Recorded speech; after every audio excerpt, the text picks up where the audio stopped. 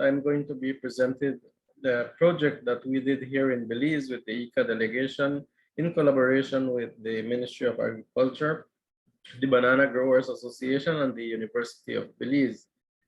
This project was financed by the European Union, and the topic or the title of the project was Productivity Enhancement of Banana Farms through Integrated Soil Fertility Management in the Banana Belt area of Belize. I'm gonna turn off my camera so as not to have too much bandwidth interruption.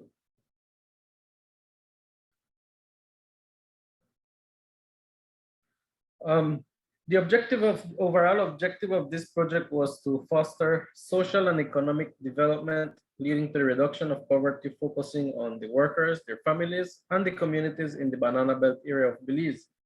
The Banana Belt area of Belize is located in the southern part of the country, constituting of Stan Creek and the northern part of Toledo District.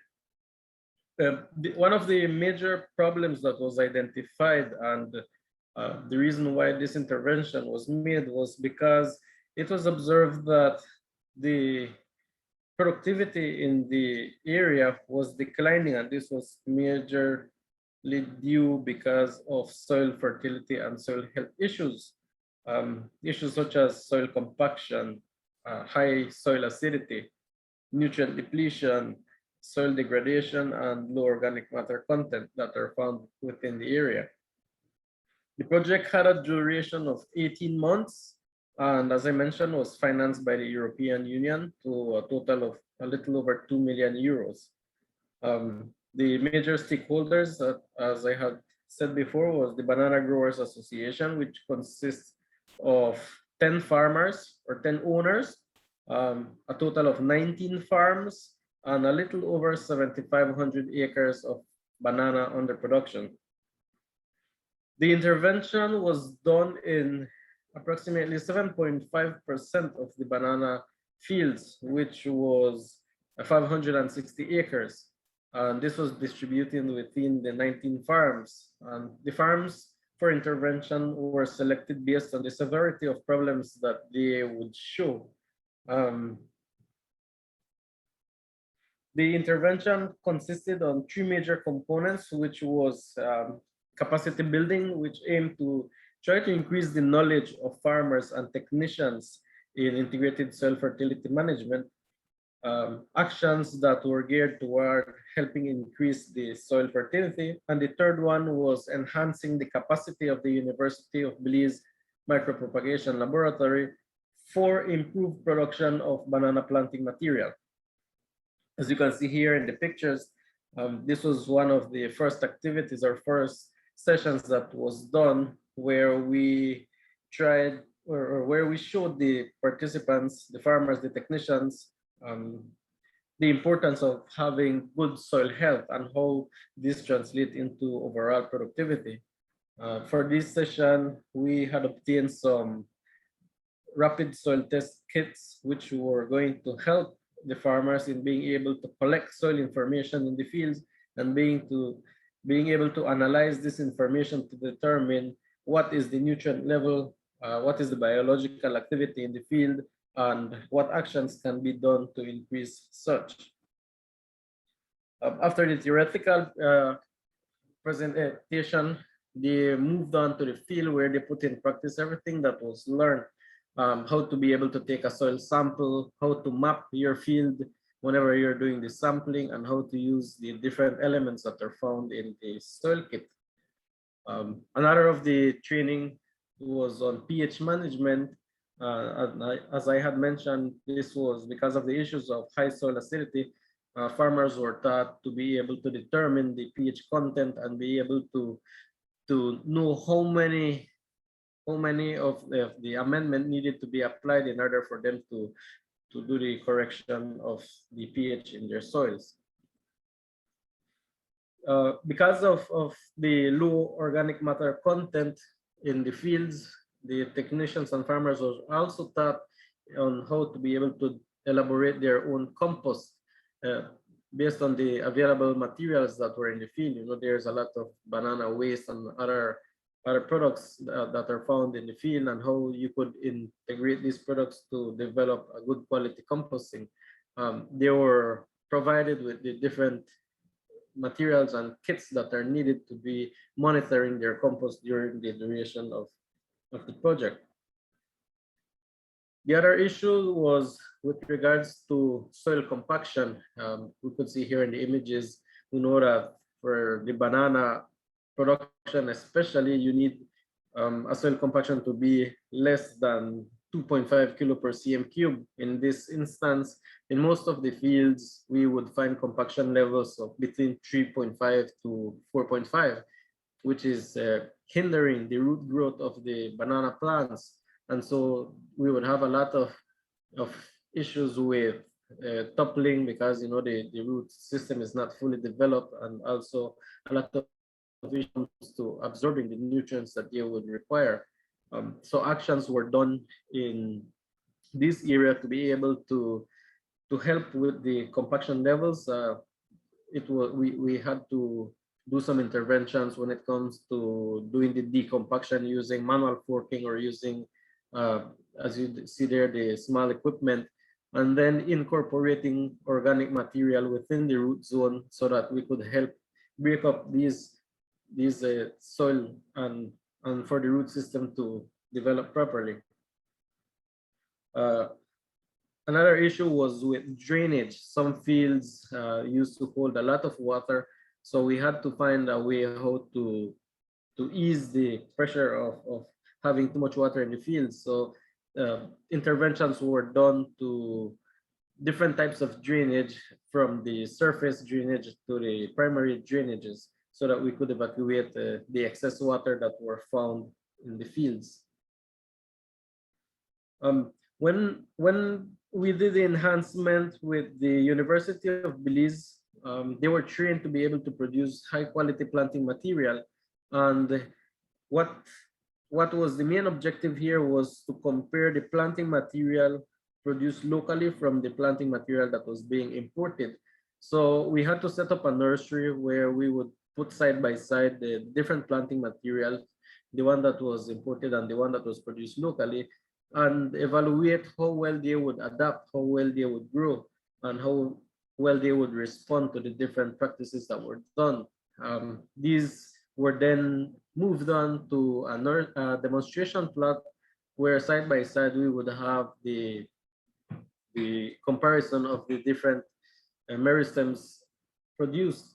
And they were done in different farms, so as for us to be able to take data and at the end of the project say, okay, these plants thrived well, they are doing well, and in terms of productivity, how early the plants were going to produce their bunches. As with cover crops, some of the fields, because of the compaction level and because of the different improper practices we would say that were done, they would be left to be bare. What we wanted is to be able to provide us a cover of the ground. So we introduced different types of cover crops. We introduced the sun hemp, the Crotalaria huncea, which is a leguminous plant, nitrogen fixing. We introduced some types of grasses also, just to be able to hold some of the soil surface, because whenever we had too much rains, they would erode. Part of the activities also involve training different high schools that were around the farm area. So we provided some basic trainings in integrated soil fertility management, and also helped them establish a 1 acre banana plantation for them to be able to put in practice everything that was taught within the duration of the project. And as I had mentioned, the Ministry of Agriculture was very instrumental, and they also participated and benefit from these trainings. For the renovation of the laboratory, the major renovation that was done was with regards to the roof. An entire roof was put together. The internal walls were all restructured so as to provide an adequate process flow and avoid any type of cross-contamination when producing the meristems. Here we could see the different laminar flows, the technicians doing the tissue culturing, and also the routing of the meristems in the laboratory. The University of Belize also benefited from a nursery where they would do the first hardening and the second hardening of these plants. So what were the main achievements that were obtained during this project? An average of 30 persons were trained on the integrated soil fertility management. And just to mention the integrated soil fertility management approach, what this does is it promotes efficient and effective use of both organic and inorganic amendments, also the use of improved germplasm and good agronomic practices. With regards to the different drainage works that were done, a total of 1,077 acres of the 7,500 acres benefited of the different types of drains. 255,000 meters of drainage were done, and this include both from surface all the way to tertiary drains. The compaction works was also carried out in 1,000 acres of banana field.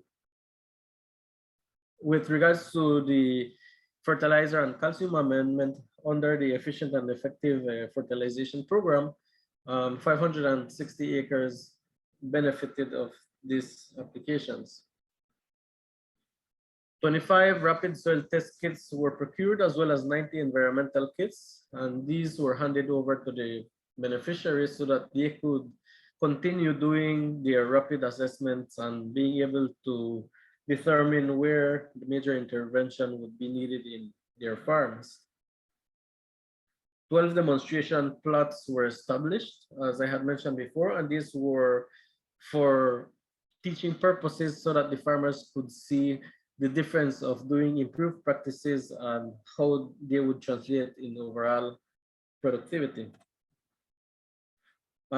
Cover crop seeds were procured also that could be used over 1,500 acres of the farm. 364 tons of bagasse was, this is sugarcane bagasse, was used for the organic material application. Under the replanting program, a small amount was done, 37 acres of banana fields were replanted, and the renovation of the micropropagation laboratory. So what were the lessons learned? Well, what we saw is that more practical training was required, more time to be out in the field so that the farmers could learn or grasp better some of the concepts.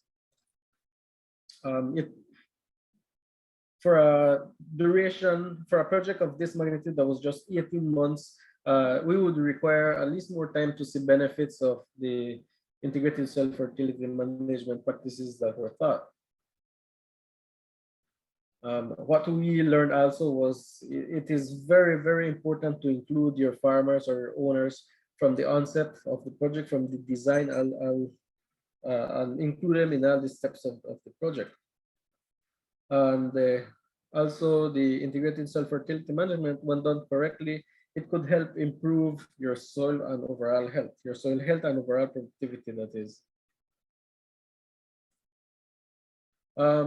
So on the way forward, what we are looking at is projects that could build on what has already been started, encourage the farmers to continue adopting the practices,